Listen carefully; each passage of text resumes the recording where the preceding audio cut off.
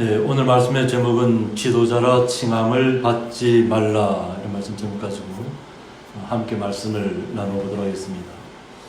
네, 오늘 예수님께서 또 그곳에 모인 분들과 또 제자들에게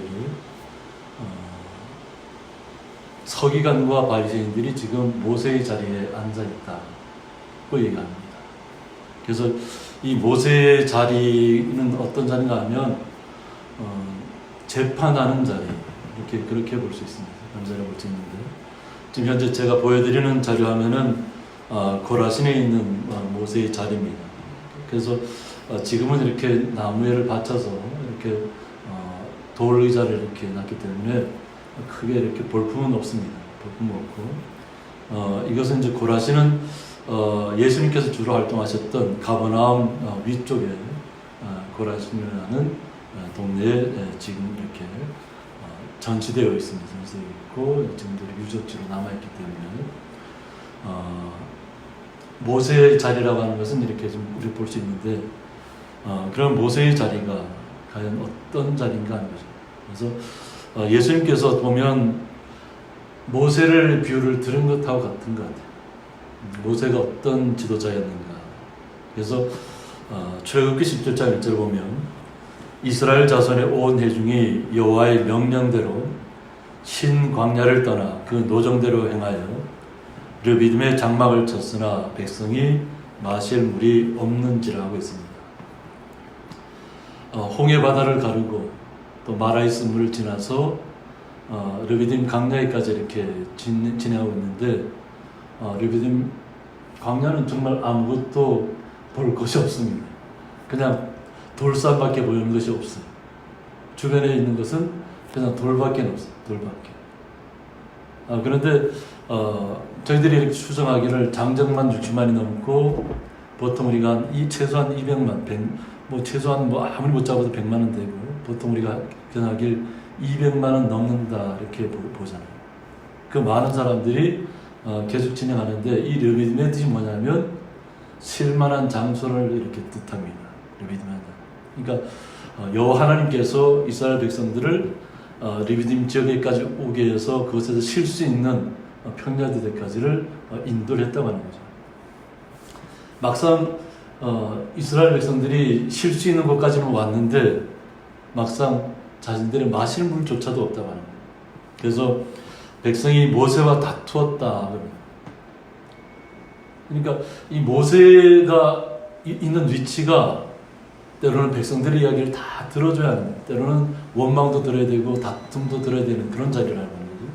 그래서 우리에게 물을 주어 마시게 하라.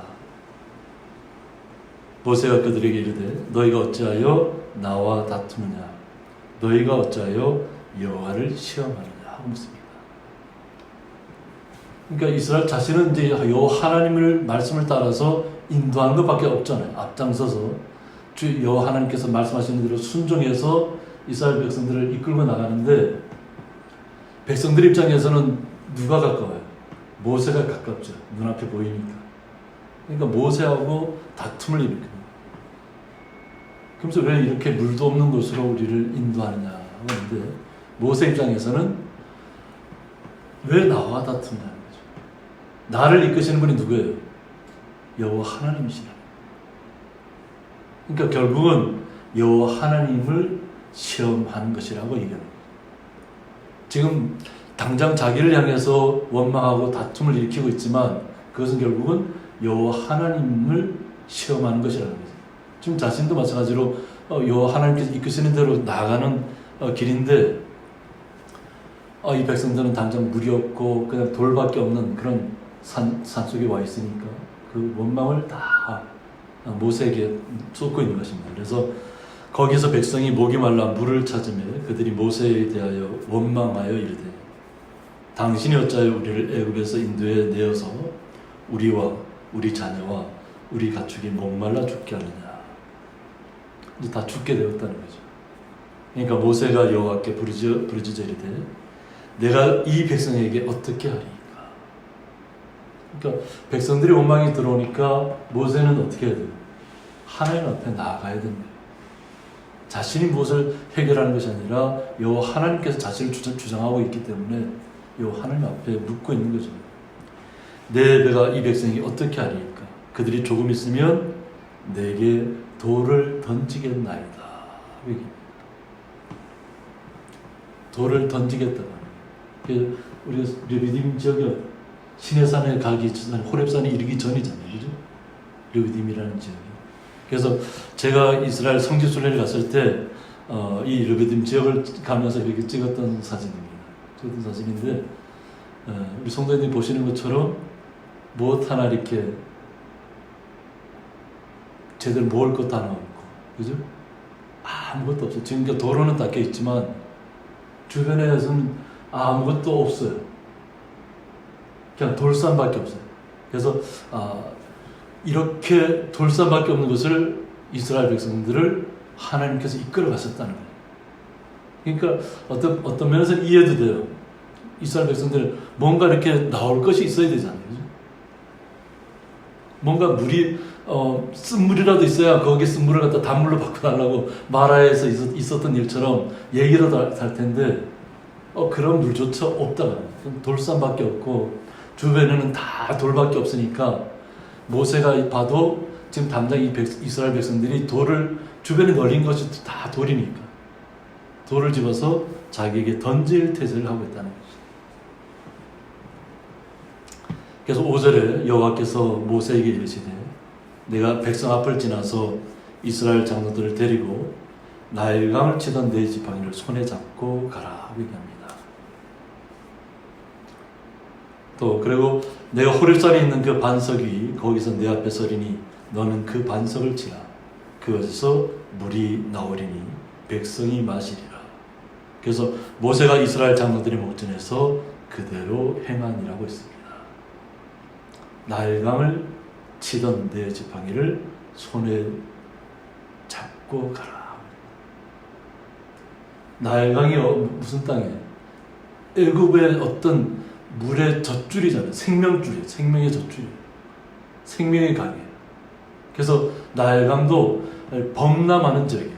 그래서 많은 비가 오고 내리면 그 나일강을 따라서 물이 쫙 흘러내려오면서 범람하면 그 주변에 있는 그 지역들이 사막 같은 곳인데 그 물이 범람하고 나면은 비옥한 땅으로 변한다고 하는 거죠. 그래서 그곳에서 농사도 짓고 그곳에서 이렇게 생활하는 땅이에요. 그러니까 오히려 그들은 우기가 와야만 되는 지역. 근데 지팡이를 갖다가 나일강이 되었을 때 그 물이 어떻게 변했어요? 그냥 붉은 피로 변했잖아요. 사람이 마실 수 없는 물로 변했다고 하는 거예요. 그러니까 애굽 땅이 그 생명의 젖줄 삼았던 나일강이 그냥 붉은 피로 변했을 때는 그것은 결국 사람이 살지 못하는 것으로 바뀐다는 것하고 똑같은 얘기예요. 마실 수 있는 물이 없다는 거죠. 그렇게 했던 것처럼 모세의 손을 들어서 아무것도 없는 광야라고 얘기하기도 못하죠. 그냥 돌산으로 가득한 곳, 그곳에서 다시 한번 내 지팡이를 잡고 한번 말씀대로 이야기하라는 거죠. 반석을 치라는 거죠. 그냥 돌을 치라는, 그 돌산을 치라는 거죠. 그래서 7절에 보면 그가 그곳 이름을 마사 또는 무리바라 불렀으니 이는 이스라엘 자손이 다투었으며 또는 그들이 여호와를 시험하여 이르기를 여호와께서 우리 중에 계신가 안 계신가 하였음이더라 했습니다. 그래서 하나님께서 그들의 뜻대로 그 반석에서 물을 아주 그냥 많이 내었죠. 그래서 이스라엘 수백만이 되는 그 백성들이 그냥 물을 풍족하게, 물을 부족함이 없이 마실 수 있도록 그 아무것도 없는 땅에서 그냥 물이 그냥 샘물처럼 그냥 폭포처럼 쏟아져 내려왔다. 그러나 오히려 그곳에서 다투었기 때문에 오히려 그곳의 이름을 무리바 또는 마사라고 불렀다. 이름의 뜻이 다투었다는 거죠. 결국은 여호와를 시험했다는 거예요. 그러니까 여호와 하나님께서 이끄시는 데는 다 계획이 있다고 하는 거죠. 뜻이 있는데 그 계획을 자신들의 눈에는 보이지 않으니까 그냥 모세와 다투었다고 해서 또 이것은 결국 모세와 다투었다는 얘기는 여호와 하나님과 다투었다. 그러니까 지금 모세는 요 하나님을 대리하고 있다는 거죠. 그래서 말씀을 통해서 8절에 보면 그때 또 아말렉이 와서 이스라엘과 르비딤에서 싸우니라고 했습니다. 엎친데 덮친다는 식으로 또 이게 물을 통해서 뭔가 이렇게 좀 얻었다, 좀 마음이 평안해졌다 하는 그런 상황이 있는데 또 신강야 쪽에서부터 아말렉 군대가 또 쳐들어옵니다. 군대가 쳐들어옵니다. 그러니까 아말렉 사람 군대의 입장에서도 이제 이스라엘 사람들이 그렇게 수많은 수백만의 사람들이 오니까 좀 두려웠겠죠. 그러니까 우리가 매복해 있다가 뭐 싸우든지 미리 좀 선제적으로 공격해야만 우리가 좀 안전하겠다. 아마 그런 생각을 좀 가졌던 것 같아요. 그러니까 이 아말렉 사람들이 하나님의 어떤 그 인도하신다는 것을 알지 못했던 것 같아요. 그러니까 자신들의 이스라엘 백성들은 군대가 아니잖아요. 그죠? 그냥 노예로 있다가 그냥 탈출해 나온 사람들이잖아요. 그러니까 노예의 어떤 싸울 수 있는 전투력을 갖고 있는 사람들이 아니라는 거예요. 이스라엘 사람들. 그런데 아말렉은 이미 무장한 사람들이잖아요. 지금 그 시대가 어떤 지역을 계속 점령하고 죽이고 하는 그런 시대이기 때문에 군대를 갖추고 있다는 것이 굉장히 중요한 시대입니다. 근데 그 평야제 쉴 수 있는 르비딤에 와서 싸웠다고 하는 거죠. 그때 모세가 여호수아에게 말합니다. 우리를 위하여 사람들을 택하여 나가서 아말렉과 싸우라. 내일 내가 하나님의 지팡이를 손에 잡고 산 꼭대기에 서리라고 했습니다. 싸울 수 있는 사람들을 택해서 나가서 먼저 싸우라는 거예요. 그러니까 좀 젊은 사람들이겠죠. 그죠? 그래도 용기가 있고, 그래도 우리 그 백성들의 어떤 자신들과 함께하는 가족들을 지키려고 하는 그 마음이 있는 사람들을 데리고 나가서 싸우라고 하는 거죠. 그리고 모세는 뭐예요? 산 꼭대기로 가겠다. 산 꼭대기. 아무런 그냥 돌산의 꼭대기로 올라가겠다는 거죠. 그리고 내가 여호와 하나님 앞에 기도하겠다는 거죠. 그래서 여호수아는 그러니까 믿음이 이런 것에 나오는 것 같아요. 그러니까 모세는 하나님을 만나기 위해서 산 꼭대기로 올라가고, 젊은 여호수아는 자신과 함께 그 물리칠 담대한 마음을 갖고 있는 사람들과 함께 군대에 대항해서 싸우려고, 자신들은 좀 전투 준비가 안 돼 있지만 그래도 싸우려는 마음을 가지고 나갔다고 하는 거죠. 그러니까 불평하지 않고, 우리는 뭐 창도 칼도 없고 뭐 아무것도 전투것도 없고 뭐 투구도 없고 갑옷도 없다고 얘기하는 것이 아니라 그냥 말씀에 의지해서 나갔다고 하는 거예요. 그럴 때 이제 여호수아가 모세의 말대로 행하여 아말렉과 싸우고, 모세와 아론과 훌은 산 꼭대기에 올라가서 모세가 손을 들면 이스라엘이 이기고 손을 내리면 아말렉이 이기더니라고 했습니다. 그러니까 산 꼭대기에 올라갔습니다. 그래서 아론과 훌이 이제 같이 따라갔는데, 그래서 아론은 모세의 형이면서도 앞으로 대제사장의 역할을 맡을 분이고, 훌은 모세의 누리 미리암의 남편입니다. 그래서 이제 기록을 보면 미리암의 남편으로 이렇게 되어 있습니다. 그러니까 아론과 훌이 모세와 함께 동행해서 산 꼭대에 올라가서 모세가 이렇게 손을 들었다고 하는 거죠. 손을 들면 하나님이 역사하셔서 아말렉 군대가 지고 있는데, 이 손을 들고 있는다는 것이 쉬운 일일까요? 이렇게 한번 손을 한번 들어보세요. 이렇게 한번 손 들어보세요. 손을 한번 들어보세요. 얼마 동안 견딜 수 있을 것 같아요? 손 들고. 이것이 어느 정도 지나가면 손이 부들부들 떨립니다. 여기 떨려요. 그러니까 우리가 손을 든다는 것이 결코 쉬운 일이 아니에요. 근데 손을 들고 있으면 이스라엘 여호수아와 함께 했던 사람들이 이긴다고 하는 거예요. 근데 좀 힘이 들어서 이 손을 내리면 어떻게 되겠어요? 그러면 이스라엘 사람들이 진다고 하는 거예요. 진다고 하는 거예요. 그럼 모세 입장에서 어떻게 해야 돼요? 그 산을 보면 다 빛이 보이거든요. 산, 뭐 훤한데 뭐 나무가 있는 데가 아니니까. 그러니까 모세는 손을 들 수밖에 없어요. 근데 이것을 어느 정도까지 들 수 있을까요, 모세가? 그러니까 이제 거기에 함께 했던 아론과 훌이 지혜를 냅니다. 그래서 17장 12절 보면 모세의 팔이 피곤하며 그들이 돌을 가져다가 모세 아래에 놓았다 했습니다. 돌을 가져다가. 그러니까 오늘 모세의 자리에 보면 이렇게 깎아서 모양을 만들었잖아요, 그죠? 그리고 그곳에 재판하는 자리라고 했는데 지금 여기서는 뭐 깎고 다듬고 이런 돌이 아니라 그곳에서 좀 평평한 돌을 가져다가 그냥 계속 이렇게 서서 이렇게 할 수가 없잖아요. 전쟁은 계속 싸움 계속되고 있는데, 그러니까 모세를 갖다가 80세가 넘은 분이잖아요. 80세가 넘은 분이잖아요. 뭐 120세까지 정정을 했다고 하지만 그래도 80세가 넘었잖아요, 그죠? 모세가 80세에 부름 받아서 그렇습니다. 그래도 이렇게 돌을 갖다 놓고 이렇게 앉게 해주고 그 다음에 아론과 우리 양쪽의 팔을 붙잡아 줬다. 그러니까 이 손을 계속 앉아서 들고 있으니까 하나님이 역사하셔서 아말렉군들을 무찔렀다고 하는 거죠. 그래서 한 사람은 이쪽에서 한 사람은 저쪽에서 모세의 손을 붙들어 올렸더니 그 손이 해가 지도록 내려오지 아니한지라고 했습니다. 해가 지도록 내려오지 않았다. 그러니까 전투가 얼마나 오랫동안 지속되었냐를 알 수 있죠.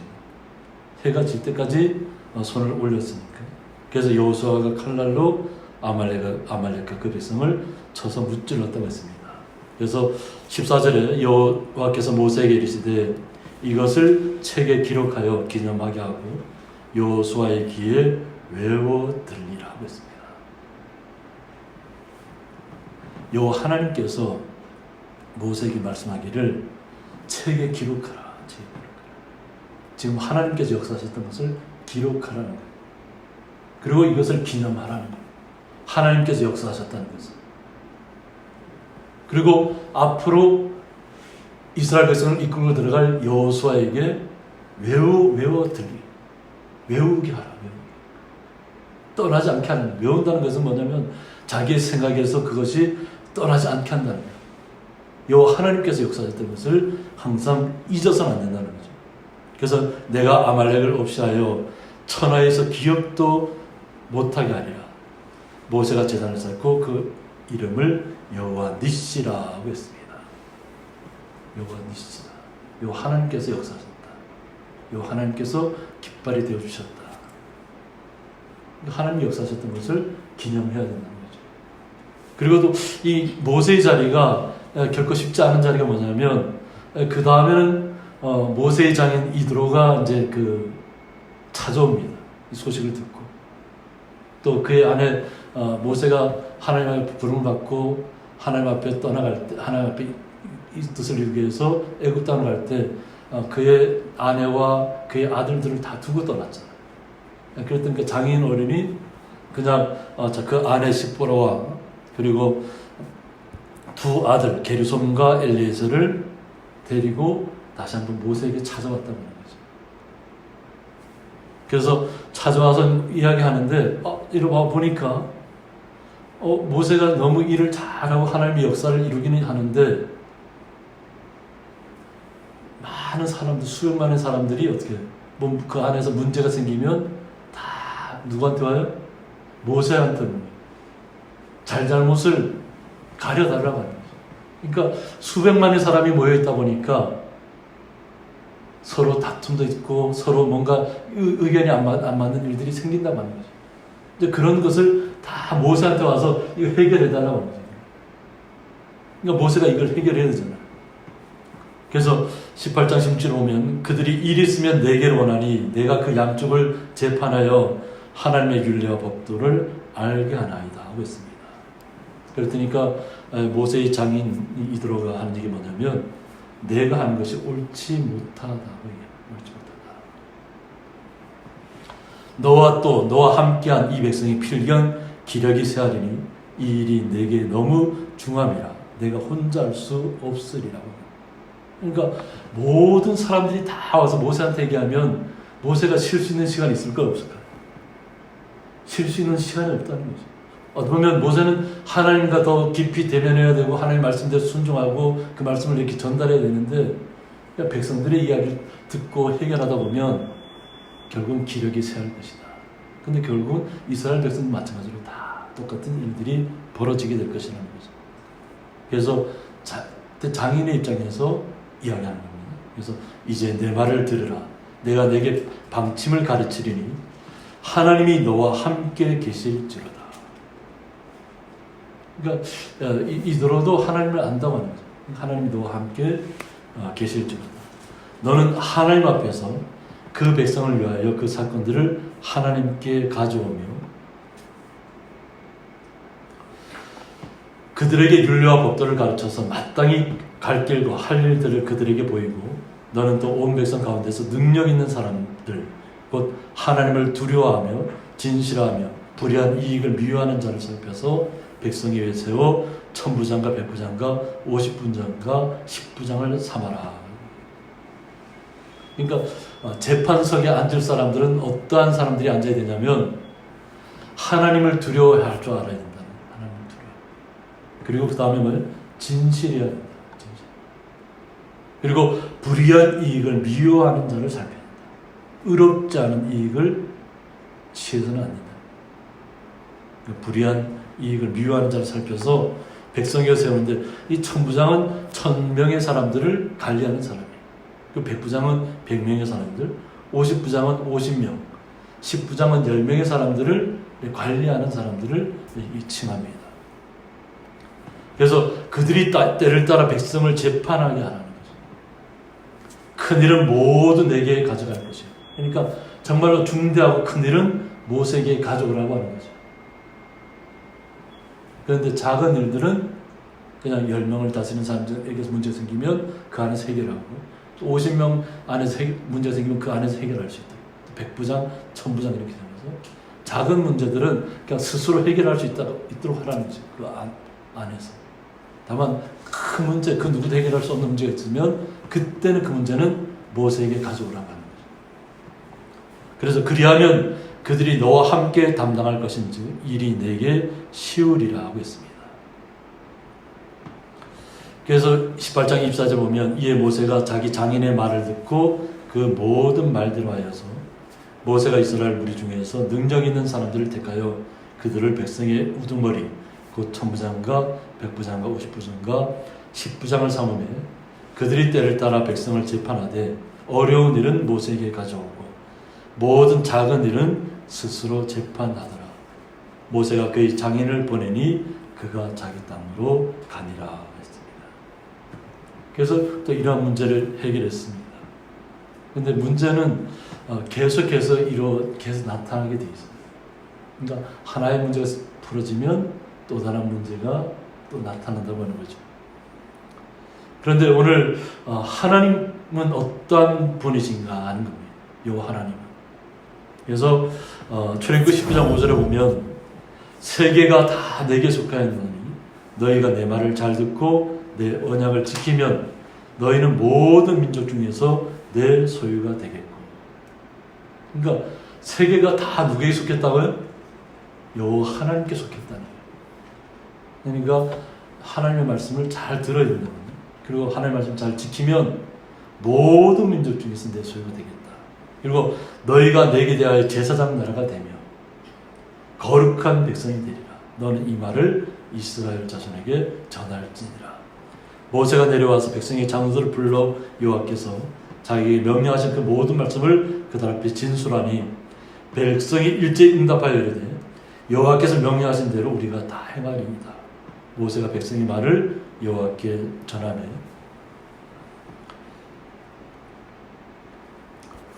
여호와께서 모세에게 이르시되 내가 빽빽한 구름 가운데서 내게 임함은 내가 너와 말하는 것을 백성들이 듣게 하며 또한 너를 영영히 믿게 하려 함이니라고 했습니다. 왜 하나님께서 시내산에서 하나님의 그 빽빽한 구름이 그냥 거기를 다 덮을 거라는 거예요. 그러니까 모든 백성들이 다 볼 수 있는 곳에서 여호와 하나님께서 임하신다는 거예요. 이것은 뭐냐면 여호와 하나님께서 모세하고 말하는 것을 듣게 한다. 백성들이 듣게 한다. 또한 너를 영영히 믿게 하려 함이라. 그러니까 이 백성들이 마음들이 계속 뭐 문제가 생길 때마다 다 뭐 모세와 다투는 일이 벌어지고 이다 보니까 하나님께서 모세가 어떤 사람인 것을 확실하게 보여주는 거예요. 그래서 하나님께서 모세에게 말씀하시고 모세를 통해서 이스라엘 백성들을 거룩한 백성 삼으셨다는 것을 다 알게 한다는 거죠. 그래서 그 많은 백성들을 다 그곳에 모이게 돼요. 성결하게, 거룩하게 그들의 옷을 빨고. 그래서 또한 너를 영영히 믿게 하려 함이니라. 모세가 백성의 말을 여호와께 아뢰었으므로 여호와께서 모세에게 이르시되 너는 백성에게로 가서 오늘과 내일 그들을 성결하게 하며 그들에게 옷을 빨게 하고 준비하게 하여 셋째 날을 기다리게 하라. 이는 셋째 날에 나 여호와가 온 백성의 목전에서 시내산에 강림할 것이라고 얘기합니다.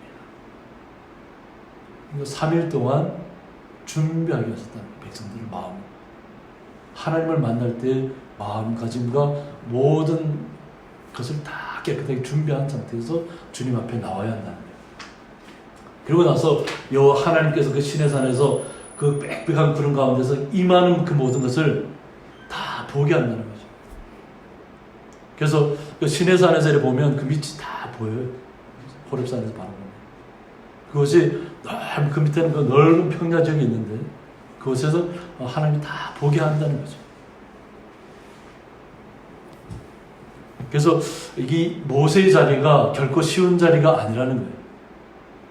하나님을 대신해서 재판해야 되고 또 백성들의 어떤 문제든지 다 그것을 다 받아들여서 그 문제를 해결해 줘야 하는 사람이 어떻게 보면 모세의 자리에 앉아야 한다는 거죠. 그래서 어떻게 보면 이스라엘 모세가 하나님께 부름받고 사라진 후에는 결국 그것을 아론이 대제사장이 되어서 그 역할을 감당합니다. 그런데 그 후에는 오늘 본문에 보면 예수님께서 말씀하신 뭐냐면 서기관들과 바리새인들이 모세의 자리에 앉았다고 해요. 서기관들과 바리새인들이 모세의 자리에 앉았다. 그러니까 서기관은 이 말씀을 기록하고 연구하고 또 해석하는 사람들이잖아요. 서기관의 역할과 바리새인의 역할이 또 틀리긴 틀립니다. 근데 바리새인들도 마찬가지로 그 하나님의 말씀을 가지고 그 말씀을 갖다가 여러 방편으로 나누었다는 거예요. 그래서 미시라는 것도 만들고, 그죠? 하나님의 말씀에서 말씀만을 가지고 이해하는 것이 아니라 거기서 파생되는 것들을 자기들이 스스로 만들었다는 거예요. 율법. 그만큼 자신들의 법에 대해서는 누구보다 정확하게 알고 있다고 하는데 예수님 딱 와서 보니까 이 서기관과 바리새인들이 다 모세의 자리에 앉아 있다는 거예요. 그러므로 무엇이든지 그들이 말하는 말은 행하라고 했습니다. 그들이 어떤 모세의 자리에 앉아서 말하고 있으니까 그들이 말하는 말은 다 행하고 지키라고 하는 거죠. 그러니까 그들이 잘못된 말을 전하는 것이 아니라는 거예요. 그러니까 하나님께서 기록하게 하신 말씀, 또 거기에서 자기들 스스로 깨달아서 파생시킨 말씀, 그 말씀들을 다 어떻게 거기에 맞추어서 자기들이 하고 있다고 하는 거죠. 그래서 그들이 말하는 것, 그들이 또 하는 것은 우리가 어떻게 다 행동으로 우리가 스스로 거기에 맞춰서 말씀에 맞춰서 행동하고 말씀을 지켜야 된다고 하는 거죠. 옳은 말씀이라는 거죠. 그런데 예수님께서 거기에 부연해서 설명하는 것이 뭐냐면 그들이 하는 행위는 본받지 말라. 그들의 말과 행동이 틀리다는 것을 이야기하는 말입니다. 그러니까 그들이 백성들을 다스리면서 재판장 모세의 자리에 앉아서 하나님의 말씀을 이야기하고 그 말씀을 이렇게 해야 됩니다 하고 얘기는 하고 있지만 자신들은 그렇게 하지 않고 있다는 거예요. 그러니까 이율배반적인 행동들을 하고 있다는 거예요. 그래서 그들의 행위는 본받지 말라. 그들은 말만 하고 행하지 아니하며 라고 했습니다. 말만 번지르하게 하는데 자신들은 그 말씀 자기가 한 대로 행하지 않는다는 거예요. 그래서 지키지 않는다는 거예요. 그래서 그러다 뭐라 그래요? 무거운 짐을 묶어서 사람의 어깨에 지운다고 합니다. 하나님께서 우리에게 무거운 짐을 지우려고 우리에게 율법을 준 것인가요? 아니잖아요. 하나님의 말씀대로 살면 하나님께서 우리를 영원한 안식 가운데로 이끌어가고 이 땅에 사는 동안에도 하나님께서 안전하게 지켜주신다는 얘기죠. 그리고 우리에게 평안을 주신다는 얘기인데, 말은 이렇게 하고 있는데 실제로 서기관과 바리새인들은 행동은 그렇게 옮겨주지 않고 있다는 거예요. 그것에 대해서 예수님께서 질타하면서 그들이 하는 얘기가 많은 율법에 파생된 이야기를 또 만들어냈잖아요. 그래서 그것이 뭐냐면 짐을 갖다 묶어갖고 다 우리에게 주고 있는 거와 마찬가지예요. 그러니까 하나님의 사람들, 거룩한 사람들이 기쁨과 감사와 즐거움으로 그냥 기쁨 가운데 자신들이 선한 일을 옮겨야 되는데, 그래서 그것이 자기에게 오히려 무거운 짐이 되었다는 거예요. 그 짐을 지고 가려면 어떻게 해야 돼요? 짐에 눌릴 수밖에 없는 거죠. 그러니까 짐을 지고 간다 생각하면 어떻게 되겠어요? 예전에 우리가 우리 성도님들이 뭐 백봉경을 넘어가고 어느 곳을 향해서 일터에 가고 갈 때 짐을 잔뜩 지고 가면 좋겠어요? 아니면 그냥 홀가분하게 가서 그냥 가서 일할 도구만, 뭐 홈이라든가 이런 것만 가져가서 일하면 좋겠어요? 짐을 잔뜩 지고 갔다가 그냥 그것에서 막 힘에 지쳐서 일하면 좋겠어요? 그렇지 않잖아요. 그냥 홀가분한 마음으로 가서 그냥 자신들이 맡겨진 역할을 감당하고 또 대가를 받아서 그냥 기쁨으로 돌아오면 되잖아요. 그런데 여기에서는 자꾸 무거운 짐을 뭐 이것도 하지 마라, 저것도 하지 마라, 자꾸 속박을 한다는 거예요. 속박. 그리고는 자기들은 뭐라 그래요? 한 손가락으로도 움직이려 하지 않는다. 한 손가락도 움직이지 않는다. 그러니까 자기들은 말만 하는 사람이에요. 말만. 그럼 되겠어요? 안 되겠어요? 예수님이 얼마나 지적을 해요? 그들이 얼마나 잘못되면 한 손가락도 움직이려 하지 않나. 한 손가락도. 이 손가락 움직이는 게 어렵나요? 근데 그들은 서기관들과 바리새인들은 한 손가락도 자기들은 움직이려 하지 않는다. 그냥 재판장의 자리에 앉아서 사람들을 판단하고 규율하고 자꾸 무거운 짐만 갖다 얹어주고 있다고 합니다. 근데 이 하나님께서 우리를 통해서 말씀을 주는 것이 뭐냐면, 지금도 이렇게 바리새인들은, 서기관들을 보면 앞에다가 이것이 이제 보통 경문이라고 하는데, 여호와께 성결 이래갖고 그 말씀을 써서 이제 그것을 안에 넣고 여기다 이마에다 이렇게 두르는 거예요. 또 그러기도 하고, 또 여기다가 이렇게 가죽띠를 자꾸 넓게 해서 이 팔뚝에다가도 이렇게 감아요, 그들이. 이게 뭐냐면 그것에 말씀을 기록하게 돼 있어요, 말씀. 그래서 경문띠를 넓게 하며 옷수를 길게 하고. 그러니까 예전에 처음에 하나님의 말씀을 떠나지 말라고 이곳에 말씀을 기록하게 놨다. 옷술에다가. 뭐냐면 하나님의 말씀에서 떠나지 말라는 얘기예요. 그런데 어느 순간 이것이 자기들의 장식이 되고 있다는 거예요. 남한테 보여주기 위해서. 더 화려하고 또 아주 그냥 더 길게 늘어뜨리고. 이것은 말씀을 여기에다 옷술에다 기록하고 경문에다 넣어서 기록하는 건 뭐냐면, 그것을 볼 때마다 내 자신이 그 말씀대로 살고 있나 안 살고 있냐를 점검하라는 얘기예요. 나를 점검하라는 얘기인데, 이 서기관들과 바리새인들이 뭐냐면 남한테 보이기 위해서 그걸 하고 있다. 보이기 위해서. 나는 이렇게 말씀을 가지고 있다. 나의 말씀 속에 보여주고 있다. 이런 것을 보여주는 모습으로 나타났다는 거예요. 그러고 나서 뭐예요?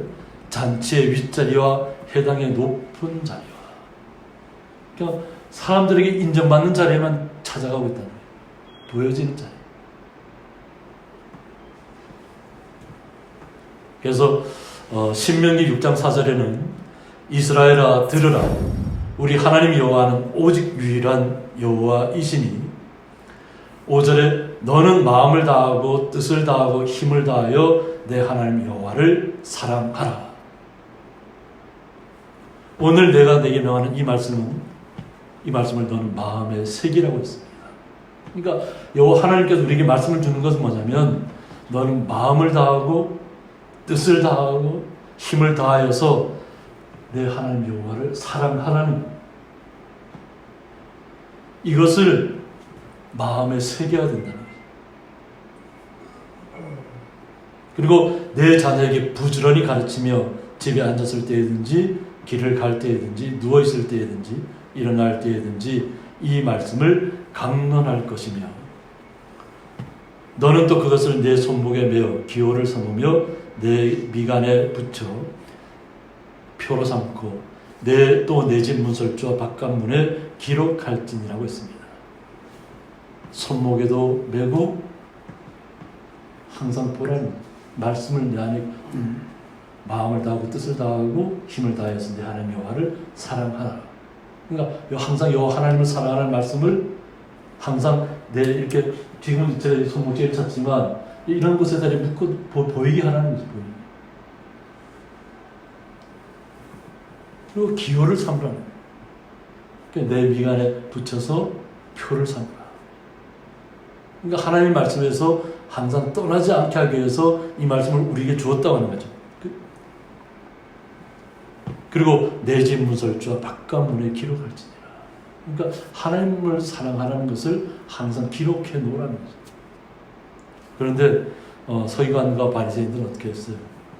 그냥 자신들을 높은 자리에 가서 앉게 하고 또 좋은 자리에 가고 그런 자리만 다 찾아다니고 자신들의 모습을 화려하게 드러내는 자리에는 잘 가는데 실제로 자신들의 그 말씀대로 행동으로 옮기지 않고 있다고 하는 거예요. 이것을 오늘 예수님께서 이야기하고 있는 거예요. 그래서 시장에서 문안받는 것과 사람에게 랍비라 칭함을 받는 것을 좋아하느니라. 어떤 율법 학자로서의 어떤 선생이라는 의미잖아요. 스승. 그러니까 율법에 대해서는 그 누구보다 더욱더 잘 아는 그런 소리는 듣기는 참 좋아한다는 거죠. 그러니까 요즘 말로 얘기하면 뭐 신학 박사 뭐 그런 거잖아요. 어떤 명예적인 것들을 다 자기 주변에 뭐 이것도 따고 저것도 따고 해서 자기는 박사가 몇 개 있고 뭐 이런 것을 자랑은 잘하고 있는데 막상 자신들의 모습이 실천적인 면에 가면 실천하는 것을 하지 않고 있다는 거예요. 그러니까 아마 요즘 말로 하면 신학교에 있는 교수들이 그냥 아는 지식은 많은데 지식은 가르치긴 잘 전달하는데 만약 자신이 그 말씀대로 자신도 행동을 옮기면서 자신들이 학생을 잘 가르치면 학생들도 그 스승을 교수를 존경할 거 아니에요. 그죠? 존경하면서 자신들도 나도 저렇게 살아야 되겠다 하고 이렇게 나가서 목회 활동을 할 텐데 만약 모습은 교수할 때는 정말로 아주 거룩한 것처럼 이야기를 했는데 막상 그곳에서 나와서 그냥 일상생활로 돌아가면 전혀 말씀대로 행하지 않고 있는 것이 학생들에게 신학생들에게 보인다면 어떻게 되겠어요? 그럼 그 교수는 학생들이 인정을 하잖아요. 그 이야기는 어긋난 것이 없잖아요. 어긋난 것이 없음에도 불구하고 그 행동이 따라가지 못하기 때문에 교수들은 교수를 존경할 수가 없다고 하는 거죠. 이것처럼 그 당시에 서기관들과 바리새인들이 그와 같았다. 그냥 옷을 화려하게 입고 그냥 미간에다 그 말씀에 들어오는 경문을 갖다 메고 또 손목에도 이렇게 감고 옷선에도 늘어뜨리고 그러면서 이렇게 사람들이 많은 곳을 이렇게 다니면서 나는 이렇게 거룩한 사람이다 하고 이렇게 다니기는 다니는데 인사받는 건 참 좋아합니다. 인사받는 거. 그리고 자기가 이렇게 율법의 스승이라는 이야기를 듣기는 좋아하는데 행동은 따라가지 못하니까 예수님께서 거기 함께 예수님의 말씀을 듣는 무리들과 제자들에게 말씀하는 거예요. 너희는 랍비라 칭함을 받지 말라 하고 있습니다. 너희들은 율법의 어떤 스승이라는 얘기를 그런 칭호를 받으려고 하지 말아라는 거예요. 칭함받지 말아라. 너희 선생은 하나요. 너희는 다 뭐라고요? 형제라고요. 함께 우리 모두가 다 어떻게? 다 형제라는 거예요. 형제. 그러니까 특별하게 우리가 뭐 뛰어난 사람이 없다는 거죠. 하나님 보시기에는 다 동일한 형제라는 거예요. 이 말씀을 통해서 우리가 뭐 하시딤이라는 계급에 대해서 얘기했잖아요. 그죠? 요즘 이스라엘 보면 검은 옷을 입고 검은 모자를 쓰고 자신들만 율법을 정확하게 지키고 있고 그 말씀들을 잘 달달 외우고 이런 사람들만 모여서 이런 행사를 하는 모습이에요. 특별한 계급이라고 생각합니다. 자신들만. 그러니까 예수님께서는 서기관들도 마찬가지고 바리새인도 마찬가지고 요즘 시대에 하시는 같이 특별하게 생각하지 말아버려요. 특별하게. 23장 9절 뭐래요? 땅에 있는 자를 아버지라 하지 말라고 해요. 땅에 있는 자를 아버지라.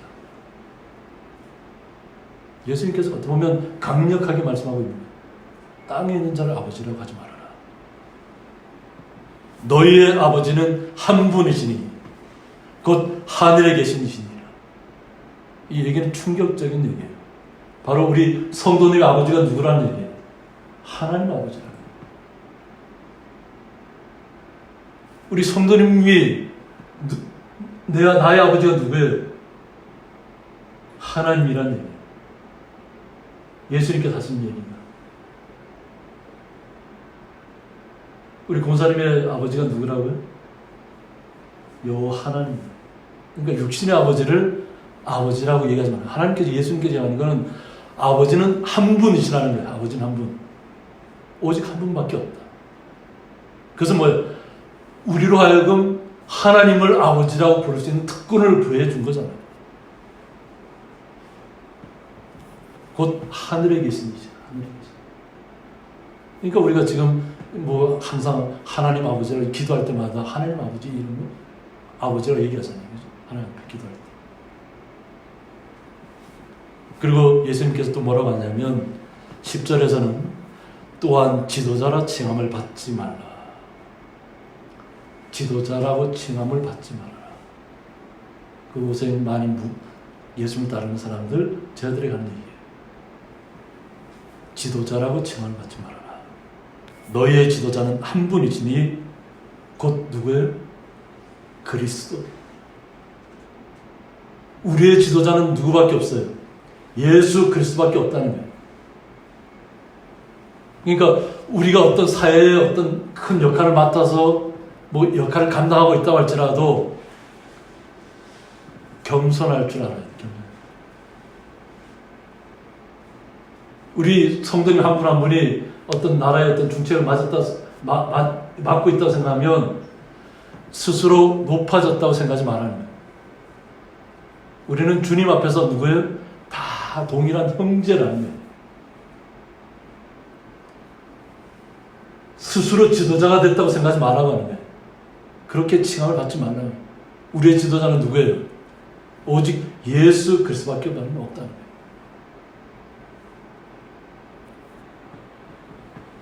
누구라고요 지금? 우리 지도자가? 한번 가슴 한번 얹어보세요. 손을 얹어보고. 나의 지도자가 누구예요? 예수님밖에 없다는 거예요. 우리의 지도자는 예수님밖에 없어요. 그러니까 나서서 이렇게 뭐 지도자라는 칭호를 받을 생각을 하지 말라는 거예요. 우리가 아무리 좋은 자리가 있고 높은 자리가 있다고 할지라도. 왜 그러냐면 누가복음 22장 27절에서 보면 나는 섬기는 자로 너희 중에 있노라 하고 있습니다. 예수님께서 이 땅에 오신 목적이 뭐예요? 섬기는 자로 오셨다. 섬기는 자. 누가복음 22장 24절 보면 또 그들 사이에 그중 누가 크냐는 다툼이 났다고 했습니다. 그럴 때 예수께서 이르시되 이방인의 임금들은 그들을 주관하며 그 집권자들은 은인이라 칭함을 받으나 너희는 그렇지 않을지니 너희 중에 큰 자는 젊은 자와 같고 다스리는 자는 섬기는 자와 같을지니라고 했습니다. 제자들 간에도 다툼이 났다면 제자들 간에도 누가 크냐는 거죠. 그러니까 이때만 해도 잘 깨닫지 못할 때잖아요. 예수님과 함께 있으면 내가 높은 자리에 올라가고 그 어떤 다스리는 자 위치에 가 있고, 그러니까 어떤 지금 보면 서기관과 바리새인들 대제사장들이 갖고 있는 그런 것을 꿈꾸고 있다고 하는 거죠. 제자들조차도. 그러니까 예수님께서 그것이 아니라는 것을 분명하게 밝히고 있다는 거예요. 이방인의 임금들, 그러니까 하나님을 알지 못하는 사람들의 임금들은 그들을 주관하고 있다는 거죠. 백성들을 주관하고 있고 그 집권자들은 은인이라 칭함을 받는다는 거죠. 그러니까 이방 사람들, 하나님을 믿지 않는 사람들을 다스리는 사람들은 그 집권자들을 은인이라고 자들이 스스로 그렇게 칭함을 받고 있다고 하는 거죠. 그런데 예수님께서 하나님의 거룩한 성도들을 향한, 제자들을 향한 이야기는 그렇지 않다고 하는 거예요. 너희 중에 큰 자는 젊은 자와 같다.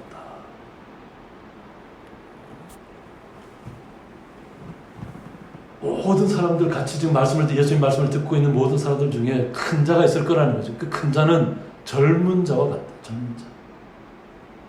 젊은 자는 어때요? 활동력이 있잖아요. 그죠? 활동력이 있다는 건 뭐냐면 어떤 문제가 생겼을 때 먼저 나서서 스스로 해결하려고 노력하는 사람들이잖아요. 그리고 다스리는 자는 섬기는 자와 같다. 어떤 나라를 다스린다고 생각하면 나라를 다스리는 자기가 어떤 그 백성들 위해 군림하기 위해서 자신이 다스린다고 표현하는 것이 아니라 오히려 섬기는 자의 자세에서 행동해야 된다. 섬기는 자. 그래서 오늘 마태복음 23절 본문에서 23장 11절에서 너희 중에 큰 자는 너희를 섬기는 자가 되어야 하리라 했습니다. 큰 자, 높은 자, 그죠? 섬기는 자라는 거예요. 그냥 군림하는 자가 아니고 그냥 말만 하고 행동하지 않는 자가 아니라 섬기는 자. 젊은 자와 같이 먼저 문제점이 있으면 그 문제점을 해결하기 위해서 뛰어가는 사람이 되어야 한다는 거예요. 12절은 뭐예요? 누구든지 자기를 높이는 자는 낮아진다고 했습니다. 자기가 스스로가 교만해져서 내가 이런 좋은 위치에 있고 다스리는 위치에 있고 통치자의 자리에 있고 집권자의 자리에 있어서 무조건 내 말에 따라야만 된다고 생각하는 그런 사람들은 결국은 어떻게 돼요? 낮아질 것이다. 그래서 교만하지 말아야 된다. 누구든지 자기를 낮추는 자는 높아지리라. 자기를 낮추는 자가 오히려 높아질 것을 이야기합니다. 그러니까 예수님께서 다시 누가복음 22장 20절로 가서 보면 앉아서 먹는 자가 크냐 섬기는 자가 크냐 하고 말씀하세요. 앉아서 먹는 자가 크냐 섬기는 자가 크냐. 앉아서 먹는 사람이 아니냐. 앉아서 먹는 자가 크다고 하는 거죠. 앉아서 먹는 자. 그런데 그러나 하고 예수님께서 뭐라고 했어요? 나는 누구예요? 예수님을 얘기하잖아요. 나는 섬기는 자로 너희 중에 있노라고 얘기해요. 예수님께서 이 땅에 오셔서 섬기는 자의 모범을 보여주십니다. 그러니까 결국 뭐냐면 지금 이 말씀을 듣는 우리 거룩한 하나님의 자녀된 하나님을 아버지라고 부르는 우리 거룩한 성도들은 섬기는 자로 있어야 됩니다. 섬기는 자. 영원한 천국을 우리는 소유했으면 그 영원한 천국에 갈 사람들은 어떤 사람? 섬기는 자라는 거예요. 섬기는 자. 오히려 자신이 높은 자리에 있다고 할지라도 겸손히 자신을 낮추고 오히려 섬기는 자로 가야 한다. 그래서 예수님께서 제자들에게 보여주신 건 뭐예요? 마가복음 9장 35절에 보면 예수께서 앉으사 12제자를 불러서 이르시되 누구든지 첫째가 되고자 하면 무사람의 끝이 되며 무사람을 섬기는 자가 되어야 하리라 하시고, 첫째가 되고자 하는 사람, 그 사람은 소심하는 사람의 끝이 되어야 된다. 항상 자기를 낮추고 겸손한 자의 자리에 가 있어야지, 그리고 섬기는 사람의 자리에 가 있어야 되는 것이 큰 사람이라는, 큰 사람. 첫째가 되는 사람. 그래서 예수님께서 비유를 들어서 말씀하는 거는 9장 36절에서 어린아이 하나를 데려다가 그들 가운데 세우시고 안으시며 제 아들에게 이르시되 30절에서 누구든지 내 이름으로 이런 어린아이 하나를 영접하면 곧 나를 영접하며. 그러니까 누구를 막론하고 예수님의 이름으로 이런 어린아이 하나를, 그러니까 순전하고 그저 오직 말씀만을 따르는 이런 작은 아이 하나를 영접하면 곧 주님을 영접한 것이라. 예수님을 영접했다. 그래서 누구든지 나를 영접하면, 나를 영접함이 아니요 나를 보내신 이를 영접함이라고 했습니다. 그러니까 예수님을 우리의 구주로 우리가 받아들이면 누구를 우리가 받아들인 거예요? 여호와 하나님을 우리가 받아들인 것이라. 그러면 여호와 하나님이 나와 관계가 먼가요, 가까운가요? 아버지와 자식의 관계가 먼가요, 가까운가요? 부모와 자식 간의 관계는 가장 가까운 자리예요.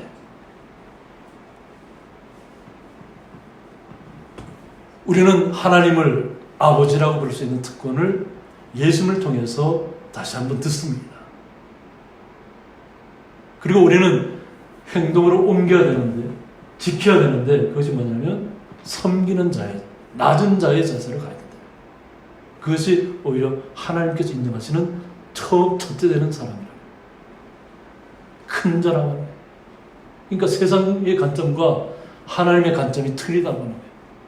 그러니까 우리가 서로가 서로를 어떻게, 나보다 더, 내가 더 섬겨주면, 더 도와주면, 내가 할 수 있는 한, 내가 뭐 나이가 많으니까 나는 무조건 대접받아야 돼 이런 것이 아니라 그냥 우리가 할 수 있는 한도 내에서 상대방을 더 높여주고 또 그렇게 하는 것이, 내가 오히려 낮은 자의 자세로 가는 것이 주님께서 원하시는 것이라.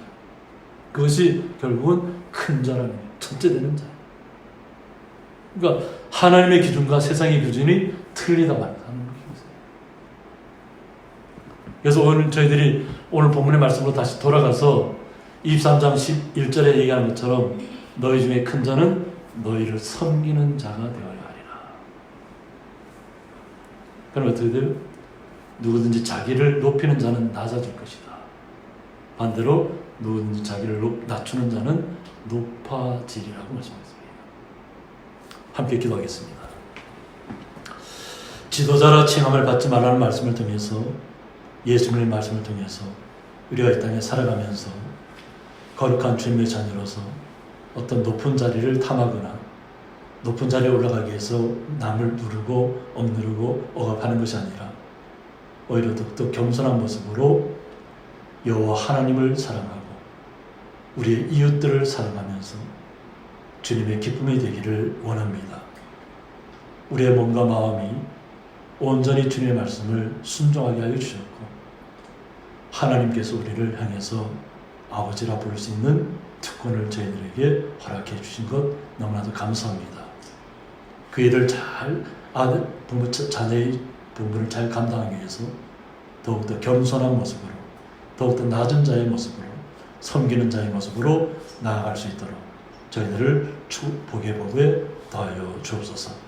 주님의 크신 사랑에 감사하며 예수님의 이름으로 기도드리옵나이다. 아멘.